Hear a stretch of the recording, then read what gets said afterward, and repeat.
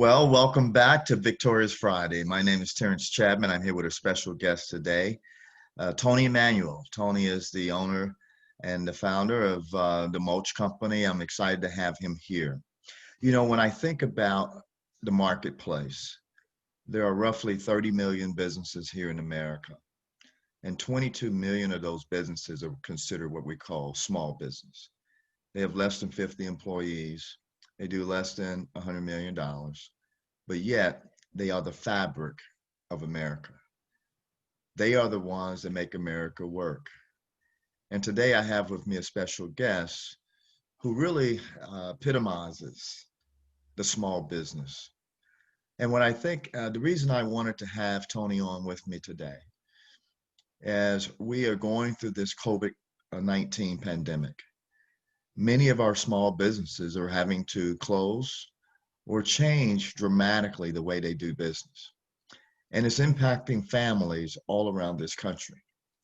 And so our topic today is around small business and how will it impact families across America. Well, today I want you to hear the story of one small businessman. He is a phenomenal businessman. He has some very unique thoughts around the marketplace and business, but he's been successful at doing what he does for many, many years. And he has a very unique business. So without further ado, let me introduce to you Mr. Tony Emmanuel, the small businessman. Tony, how are you today? I'm good, Terence. Good to be with you. It is exciting to be with you, man. So let me jump right in because I want our listeners to get the full story and encouragement that you're going to bring today. You are a husband, you are a father. Tell us a little bit about how did you and your wife meet, and tell us a little bit about your family. All right. So, as you know, but I'll tell your listeners, I am an immigrant from South Africa back in the 80s.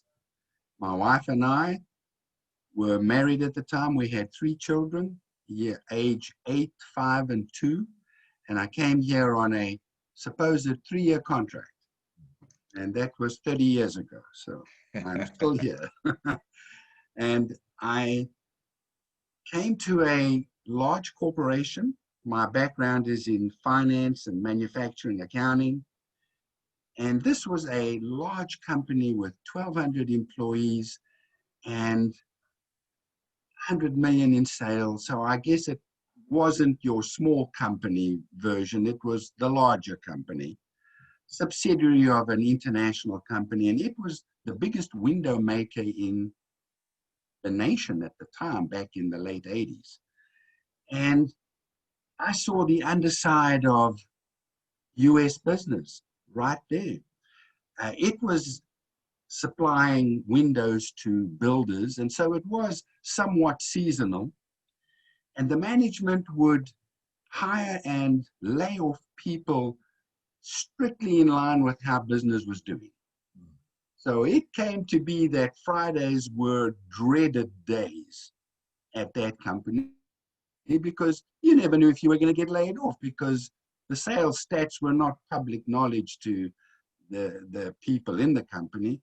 And I lasted out my contract and couldn't wait to leave big business. That was my introduction. And since then, I had the opportunity to buy into the Mulch Company with a partner, and that was 30 years ago. And we started out, both of us, understanding what a seasonal business we were in because we were supplying organic garden products. Well, we found out the hard way that business is very seasonal if you're supplying gardeners. Nobody's out there in midwinter, and nobody's out there in midsummer because it's too hot. So we had 75% of our sales in 100 days, and the rest of the year, the other 25. And my partner, who had been in the business before me, said, well, we just lay everybody off on 4th of July. And we hire them back next year on Valentine's Day. I said, are you kidding? I've just seen the horrible side of that, the damage it did to families, and we're not going to do that. And he was a decent man, and he said, well, we'll give it a try. And we have had this no layoff policy, Terence, for 30 years. And it wasn't just in the Mulch Company. We grew into a conglomerate of other companies, and we stuck with that. And, you know, it's not that you just write it down on paper and then you got a policy. Nobody believes you have a no layoff policy when times are booming, because why do you need to lay anybody off? You're hiring. Your true no layoff policy is proven to be a real policy when times get rough and business is bad, like now. And this is the time when your policy is either a policy or it's all talk. Yeah, that is so good. That's a, you know, that's a principle, or that's a position that many businesses, you know, boy, they wouldn't even think about a no layoff policy. You know, one of the things we used to talk about in terms of principles of the marketplace, you know, when you're looking at running a company in a different way, sometimes you have to be different. A no layoff policy may not be for everyone, but it's worked well for you. Now, where did that principle originate from in your heart and mind, Tony? I mean, did that just come of we're not going to lay people off, or what was kind of is there a backstory that had an impact on you that has made that a policy of yours for personal reason, or for some experience that you may have had, or maybe even your parents may have had?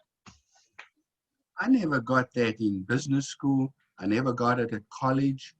I have a bunch of degrees, and nobody ever taught me the economics and the finance of a no layoff policy. I got that from my parents. And my parents were filled with faith, people who passed the faith on to me, and that was part of the faith. They were both business people. And of course, this is now in South Africa, apartheid South Africa, where you almost have to prioritize whose law you are going to follow. Because some of the laws of the country, the apartheid laws, flew right in the face of your Christianity, and you had to choose. Now, my dad never went around, or my mom, carrying a placard and we are anti-government, we are anti-apartheid. They just quietly followed the superior law, which was your Christianity. And my dad ran this very large business, Terence, in the trucking industry. South Africa in those days had a 100% duty on new trucks. You could import whatever you wanted and then just double the price, pay the duty. So what everybody did was you ran your trucks for the 1,000,000 kilometers, and then you sent them to a company like my dad who rebuilt the truck. So you could go another. You'd spend half the price of a new truck, but no duty. So he had this business rebuilding trucks, and 200 people working there. But the laws of job reservation said you could only have so many black people, and then you couldn't have a person of color doing a diesel mechanic's job. That was reserved for whites, and so on. Crazy laws. And then, of course, an act called the Group Areas Act, which limited where you could live depending on your race. So my dad, of course, quietly ignored all these rules, and he had people in excess of requirements for what you were allowed to have. And so what he would do is he'd make sure that he ran his business in defiance of the laws around him. And one of the things was that he valued his employees above all the other assets, all the machinery, all the buildings, all the everything. That was great, but the employees is what made his business what it was. And he communicated that to everybody. And my mother ran a personnel business. She was probably in Johannesburg the biggest in her time. It was called Emmanuel's Personnel. And the motto of the company, Terence, was, your company is judged by the people it keeps. Wow. You know, so I got these ideas just not presented to me as ideas. This was how you ran a business. Yeah. Wow. Yeah, I listen to that. I hear so many themes I could go off of. And first, let me just say, what an honor and it is that the simple fact that we take for granted that you and I can even be on this call. I think back at a time of apartheid for 50 years, it was said that you and I couldn't even have a conversation. No. But yet today we're not only having a conversation, we're actually good friends. And so we've been able to walk together in business in different parts. So that's number one. And number two, I'm hearing just legacy impact from your parents, your father. Yeah, I always think about my father's who's saying every person that works for an organization has intrinsic value. They're not to be seen just as a bottom line on a balance sheet. These are real people, and the decision that you make on their life impacts not only them, but it impacts an entire family. One of the reasons, one for the highest divorce rates is because of financial impact. One of the reasons that families become impoverished is because of loss of job, and so forth. So this no layoff policy is not just a policy. It's something in my mind way more than that. It's an investment and a belief in a faith system that the Lord will provide. And you're seeing people not just as an asset on a balance sheet, but you're seeing them as human beings.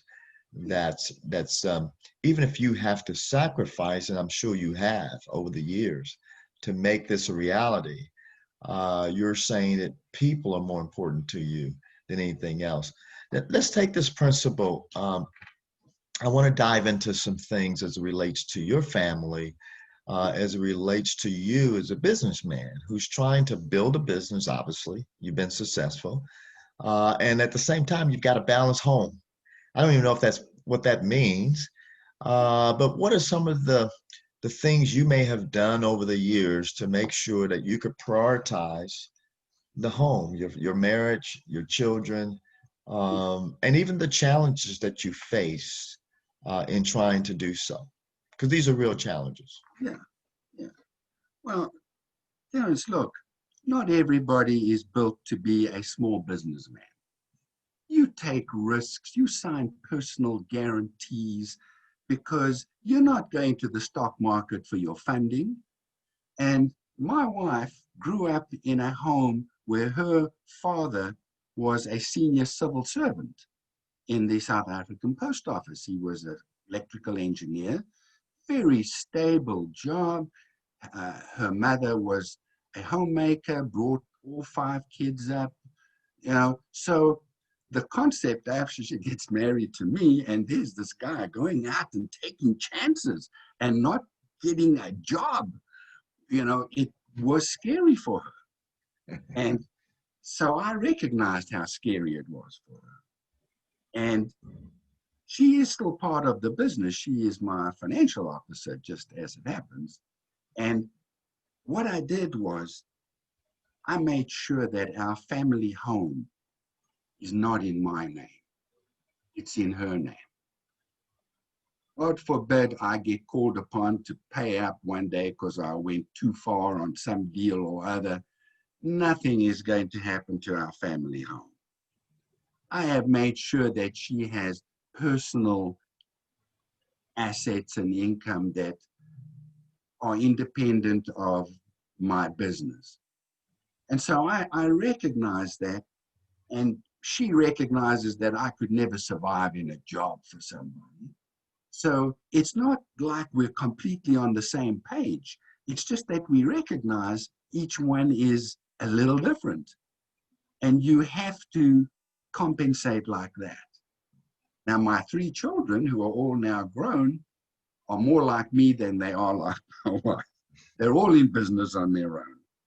And I'm now finding myself doing for my children what my dad and mother did for me.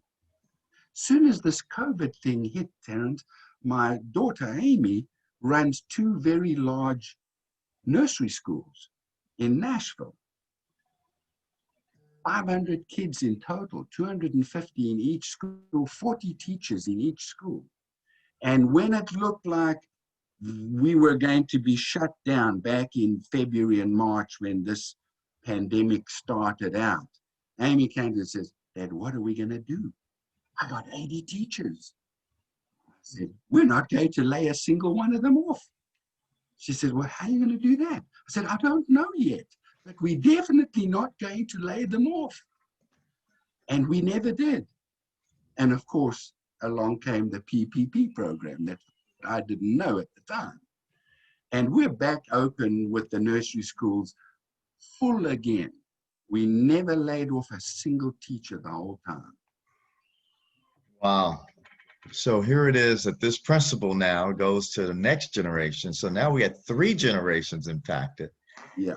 And tell us a little bit about the Mulch Company. Tell us a little about because most people think, oh, what is this? A little mulch company? I tell you, I visited your company, and I was just blown away. I didn't realize there was that many flavors of mulch that I could put. This was a whole process. This was a pretty sophisticated business. Tell us a little bit about how you got started, I know you acquired it and so forth, but tell us a little bit about your business and what you do. All right, so what it is we supply homes and gardens and universities with organic garden products, potting soil, mulch, topsoil, and we try to make the higher end stuff. You can get a load of topsoil from a building site that's removing topsoil, or you can get tip topsoil from me because I brand it, I screen it, I add compost into it, and so on. So we realized we're a little like Jack Daniels. You can't just make your mulch or your soil today and sell it tomorrow. If Jack Daniels did that, they would be selling moonshine. So we have the same principle where you have to age and compost your products to make them really good. You can sell them like moonshine, but they're not that good. So we found a way to have this no layoff policy, but it required us to stop doing the way the old business that we bought that was losing money every year and laying people off and hiring them back, not the same ones, different people. So what we did was we split our year, the 100 days of sales. Everybody in the company was selling or driving a truck to a customer, delivering. We stopped production, which meant the other 8 months of the year, you had to do all the production and have it done and out the way, waiting for the sales season. So we slowly got everybody with a commercial driver's license or able to use our point of sale software. And so everybody's job just changed. You were a producer for 8 months and you were a salesperson for 4 months. And, you know, I'm not saying I got some magic trick or I've got a money tree somewhere that I can say I have no layoff policy. And Terence, I even learned it from my dad. South Africa's economy back in the 70s and 80s was notoriously boom and bust. And there he was, you sometimes have 20 trucks waiting to be rebuilt, and then there's a downturn, and everybody says, no, we'll put that off till the next boom. And then you've got no business. So what do? He rented a 5-acre lot across the road from him, which was part of a railway right away. And he rented it. And every time a truck had a major accident, and he would do accident repair too, and the insurance company would write it off.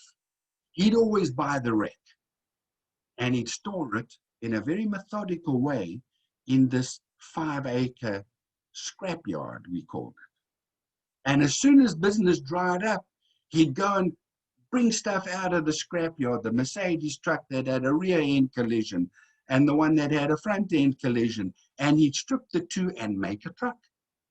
So he became a builder of trucks when there were no customers around. And he'd sell those trucks. So he'd have a production line almost, taking these wrecks and turning them into saleable trucks. So again, he couldn't just say, well, I got a no layoff policy. Oh, good deal. How are you going to do that? So he had this other business, which he only used when the customers dried up. And that way he kept his staff all the time. Yeah.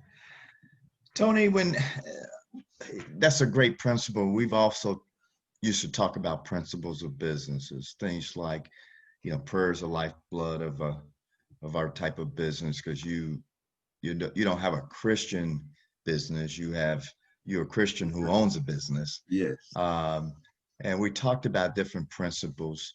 When you think about the family, what principles have you maybe kept near and dear to your heart to keep your family as the priority in your life, or keep your marriage as the priority in your life? What principles or secrets can you share with us? I don't think it's not a secret at all. It's just that you can't have a wall between your private life and your business life. You are who you are, whether you're at work or you're at home or you're in church, you are who you are. And I have always tried to keep my business and my private life and my Christian life all intertwined. You can't break me up into little divisions where I'm a great father and a lousy businessman, or a lousy businessman and a great father. You are just everything. You're a father, you're a husband, you're a businessman. And it's all the same thing. Yeah. And so I've copied my mother and father. I am now in their position with my 3 children. They're all in business. And the one example I gave you was, what do I do with the 80 teachers? Well, you just do what my dad told me to do in my business. It's simple. How are you going to do it? Don't worry. Yeah. It's a key principle, is that there's no sacred or secular divide in our life. We don't put the hat on. We don't take the hat take the hat off on Sunday and then put the hat back on Monday and say we're a business person. We are to be who we are, where we live, work, play, and worship all the time. And you have put that practice into it well. One of the areas that I love to, I'm excited and encouraged. But here we are, we're faced with many small businesses probably having to make the decision whether to stay open, reopen, or close. And due to no issue of their own, due to, it's not even an economic issue, it's a health issue. How have you guys managed through this process? Any words of encouragement for small business leaders today who's making some very tough decisions? And like you say, many of them might even have their homes on the line. They may have other family members in business with them, and their life style is on the line. Any words of encouragement for the small business owner out there who's making tough decisions right now? And all of those decisions will not only impact his business, but his family as well. Any words of encouragement or thoughts that you can maybe provide that maybe you guys went through that might be helpful and encouraging? Well, a thought on that, Terence.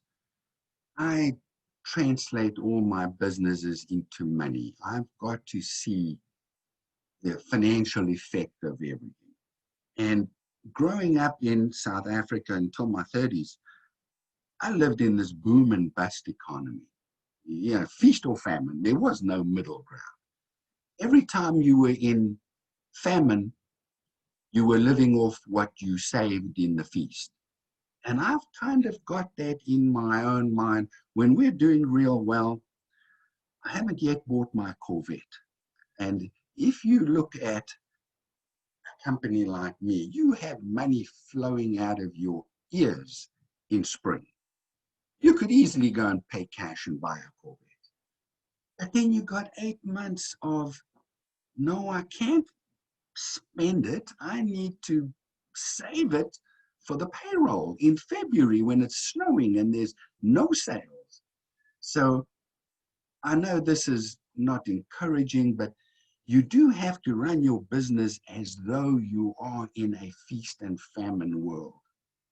When there's feast, you do need to set money aside. It's easy to say the PPP program saved us in our Primrose Nursery School, but it didn't. We had saved in the very, very good times when the schools were full and the waiting list was as big as the enrollment. We didn't run out and spend all that money. So I am saying to everybody going forward, this is not helpful, but for the past, you do need to have built up enough resources. Assume that a famine is coming. Don't live in some kind of la-la land where property values always go up, business always. It doesn't. My son is a property developer. Well, guess what? If you were a property developer in Nashville in 2007, you realized that, goodness, real estate prices go down too. They don't always go up. It was a shocking training exercise for him. And he now runs his development business as if tomorrow will be another recession. And you can run a business like that. You can't run it just for today. You have to lift your eyes up like a racing driver. You can't look at the road in front of you. You're going to hit something. You got to raise your eyes up and look at the horizon. And if you're doing that, you can set aside funds. You can do things like I do, Terence, for example, a no layoff policy. I have a bunch of people who used to work for me, because if you have a no layoff policy for 30 years, guess what? All the 30 and 40-year-olds who used to work for you back then, they're 60 and 65 now. Yeah. So I tell them, yes, you can retire, but I need you to help me out when I need help. So I have a bunch of people who work in spring. They're getting Social Security, but they're not useless. They drive trucks, they can answer phones, they can take orders. And so I have a much smaller staff than I would normally have, because I pick the phone up, James, I need you to drive a truck for the next month. We're overwhelmed. James will come back and drive a truck. He's retired, but he'll come back and do that, and so on. Mm-hmm. So I'm saying you have to think ahead. You can't just run your business for today. And I know that's actually a very good word and encouraging. We have to steward our funds well. We have to manage them well. We have to set funds away for tough times and challenges, whether it be health challenges or whatever, pandemic challenges, etc. A good steward, a good leader will always look to have some form of reserves down the road while not missing opportunity. But one of the other things I know about you, Tony, is that you have also used innovation to maintain and grow your business. I mean, I remember the story you're telling me, and I love to hear you maybe share more, is that although you were very much in a seasonal business, the mulch business, Yeah. what are you doing in the winter months? And I heard you tell me the story how you became one of the largest snow removal businesses, not only in Nashville, but I think in a few other places.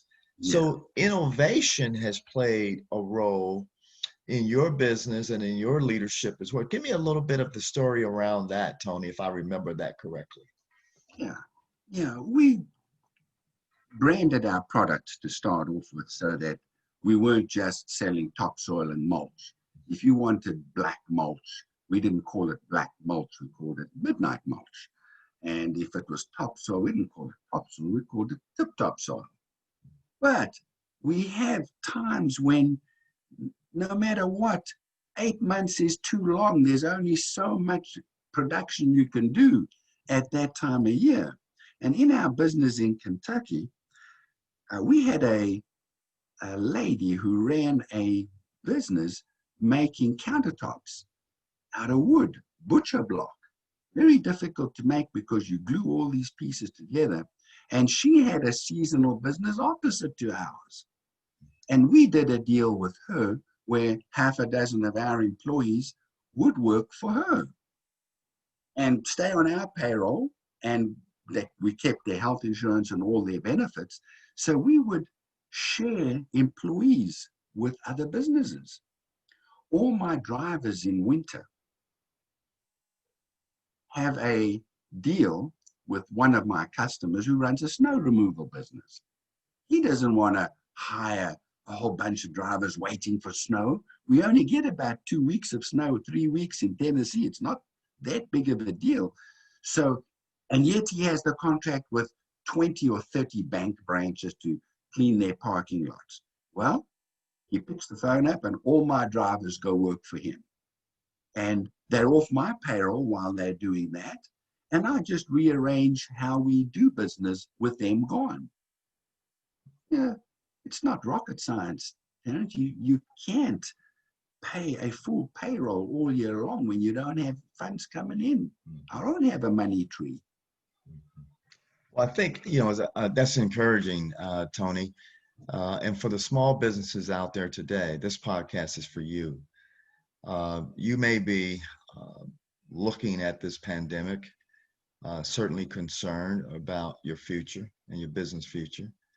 And many of you are thinking about ways to be innovative, right? And so you may have had a certain business, but think outside the box. Think of ways that your business can actually be transformed, kind of reconfigured, rebuilt, repositioned, so that you can sustain and be a valuable asset against a need that's out there. Well, Tony, this has been fantastic. I want to give you the last word, my friend. You can take it anywhere you want to go. But I just, give a word of encouragement or a last thought. But before you do, I just want to make sure I invite everyone to visit us at Victorious Friday, every other Friday at noon. Tune in for discussions like this. And for more information, you can also find us at victoriousfamily.org. victoriousfamily.org. Get my new book, Do Your Children Believe, at Amazon and many other places around the platform around the world. But with that, Tony, I want to make sure too, at the end, you tell them how they can connect with you in terms of learn about your business, give them your website or whatever. Hopefully they need some mulch and they need to be encouraged, but also the teaching with your daughter. But give us a final word, Tony, of encouragement or just thought that's on your heart today. Well, my final word, Terence, is that I met you when you were the president of FCCI, Fellowship of Companies for Christ. And then when your term was up and you went to Victorious Family, I tried to understand that move. And then I connected the dots and I realized that a successful business is in fact built on the foundation of a family. And you can't, in my humble opinion, separate your family from your business.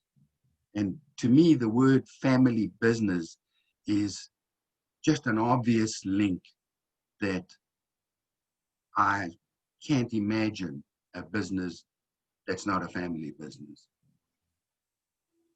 Oh, that's so good. Tony, that's encouraging. And if you think about, it is a very difficult challenge. Even as I think about my career path from corporate America, my own business as well, and in nonprofit world, I realized through all of those positions and opportunities, which were very fruitful, I'm thankful for, humbled to have, the family is always a huge priority. And the reason we're doing all of this is for the family. Now, some may do it out of power or position or prestige or what have you, have a lot of money or what have you. But for me, I wanted to provide for my family, and I wanted to be a resource that could leave a legacy, not only for this lifetime, but beyond. And Tony, you certainly have done that as well. Thank you so much for your leadership. Thank you so much for your heart for people. And you are a prime example of a small businessman who cares about not only his people, but have a love for his family.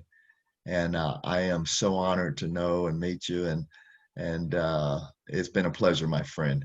Thank you so much. Give us your website real quick. In terms of your daughter's school or whatever you want to plug, this is your moment to do that. Yeah, it's mulchcompany.com, and you can see all the products we make. We're basically in Tennessee, and my daughter runs 2 Primrose schools in the Tennessee area, and we're doing very well despite this pandemic, Terence, and I'm sure you are too. Thank you, Tony. Appreciate it. Thanks for the words of encouragement. Thank you, Terence. Bye-bye.